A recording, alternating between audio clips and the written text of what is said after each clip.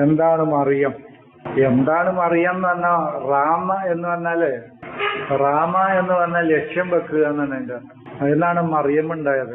ലക്ഷ്യമാണ്. നമ്മൾ ഏതൊരു വസ്തുതയാണോ നമ്മൾ ലക്ഷ്യം വെക്കേണ്ടത്, ആ ലക്ഷ്യം വെക്കുന്ന ഇടമാണ് മറിയം. അതാണ് വാക്കർത്ഥം. അതാണ് റാമ എന്ന് പറഞ്ഞാൽ ലക്ഷ്യം വെച്ചു എന്നാണ്. ഹദഫ ഇല, ഒന്നിലേക്ക് ലക്ഷ്യം വെക്ക്. അതാണ് മർമ്മ എന്നൊക്കെ പറഞ്ഞ ഗോൾ പോസ്റ്റ് എന്നാണ്. മർമ്മ ഗോൾ പോസ്റ്റ് എന്നാണ് അതിന്റെ അർത്ഥം. എല്ലാവരും ലക്ഷ്യവും അവിടേക്കാണ്. അവിടേക്കൊരു പന്തടിച്ചു കയറ്റണം എന്നാണ്, അല്ലെ? അതാണ് മർമ്മ. ഗോൾ പോസ്റ്റിന്റെ അറബി മർമ്മ എന്നാണ്. അതായത് വല്ലദീന യർമൂനൽ മുഹസനാത്തിൽ മോമിനാത്ത്, എറിയാന്നല്ല, എറിയലും തന്നെ അവന്റെ ലക്ഷ്യം ഏതാണോ അവിടേക്ക് തന്നെയാണ് അവൻ എറിയണത്. അതാണ് റാമ. അതിൽ നിന്നാണ് മറിയം ഉണ്ടായത്. ഏതൊന്നാണോ നമ്മൾ ലക്ഷ്യം വെക്കേണ്ടത്, നമ്മുടെ എല്ലാവരുടെയും ലക്ഷ്യം ഒന്നാണ്. അത് ഈ ഉമ്മുൽ കിതാബാണ്, പ്രപഞ്ചമാവുന്ന പുസ്തകമാണ്. അതുകൊണ്ടാണ് മറിയം എന്ന് എന്താണ് മറിയം എന്ന വാക്കിന്റെ അർത്ഥം?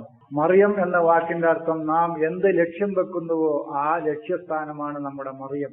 അത് നമ്മുടെ ഉമ്മുൽ കിതാബാണ്. ആ ഉമ്മയിൽ നിന്നാണ് നമുക്ക് പാല് കുടിക്കേണ്ടത്, അല്ലെ? ആ ഉമ്മയിൽ നിന്നാണ് നമ്മൾ പാല് കുടിക്കേണ്ടത്. വേറെ ഉമ്മാരത്തേക്ക് പാല് കുടിക്കാൻ പോകരുത്. പാല് കുടിച്ചാൽ നമുക്ക് മതിയാവൂല. നമ്മുടെ വളർച്ചക്ക് പറ്റിയ പോഷകാഹാരം അവിടുന്ന് കിട്ടൂല.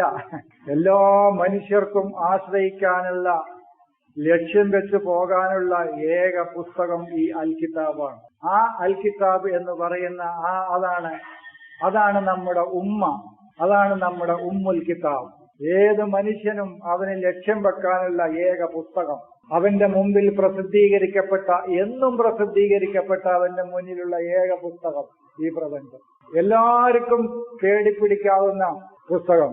സത്യത്തിന്റെ പൂർണ്ണത അവിടെയാണ്. അതിന്റെ അപ്പുറത്ത് ഇനി ഒരു പൂർണ്ണതയില്ല. എല്ലാ സത്യങ്ങളും പൂർണ്ണമാവുന്നത് അവിടെയാണ്. നമ്മുടെ എല്ലാ ധാരണകളുടെയും യാഥാർത്ഥ്യങ്ങളിലേക്ക് എത്തുക ഈ പുസ്തകത്തിലേക്കാണ്.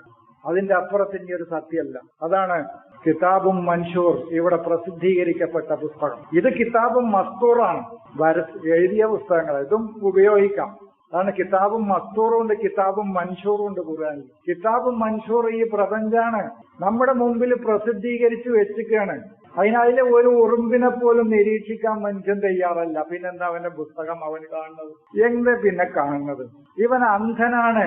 മനുഷ്യൻ അന്ധനാണ് സത്യത്തിൽ. അവന്റെ മുന്നിലുള്ള പുസ്തകത്തിന്റെ ഒരു പേജ് പോലും അവന് വായിക്കാൻ തയ്യാറല്ല. അത് ഞാൻ മുമ്പ് നിങ്ങൾക്ക് പറഞ്ഞിട്ടുണ്ട്. എല്ലാ പുസ്തകങ്ങളും നിങ്ങൾ അടച്ചു വെച്ചോളൂ. നിങ്ങൾ എഴുതപ്പെട്ട കോടാനുകോടി വരുന്ന പുസ്തകങ്ങളൊക്കെ അടച്ചു വെച്ചിട്ട് ഒരു പുസ്തകത്തിലെ ഒരു പേജും ആ പേജിലെ ഒരു വരിയും മാത്രമേ എനിക്ക് ആവശ്യമുള്ളൂ. ബാക്കിയുള്ള പുസ്തകങ്ങളൊക്കെ നിങ്ങൾ ഡിലീറ്റ് ചെയ്തോളൂ. ബാക്കിയുള്ള പുസ്തകങ്ങളെ മുഴുവൻ ഡിലീറ്റ് ചെയ്താലും ഈ ലോകത്തിന് ഒന്നും സംഭവിക്കാൻ പോണില്ല. എഴുതപ്പെട്ട ലോകത്തെ മുഴുവൻ പുസ്തകങ്ങൾ നിങ്ങൾ ഡിലീറ്റ് ആക്കിക്കോളൂ, ഒരു കുഴപ്പമില്ല. പക്ഷെ അതിലെ ഒരു പേജ്, ആ പേജിലെ ഒരു വരി വായിച്ചു കളയരുത്. അതെന്താന്ന് പറഞ്ഞാൽ ലോകത്തെ മുഴുവൻ നിങ്ങൾ സ്നേഹിക്കുക എന്ന. ലോകത്തെ മുഴുവൻ നിങ്ങൾ സ്നേഹിക്കുക.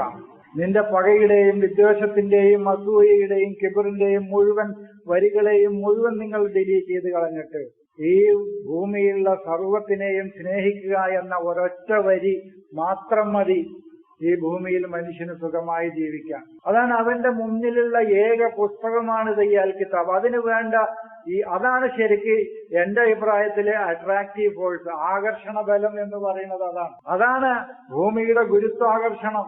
ആ ആകർഷണമാണ് മനുഷ്യരൊക്കെ ഒന്നായി കഴിയാനുള്ള ഈ ആകർഷണ സിദ്ധാന്തമാണ് വേണ്ടത്.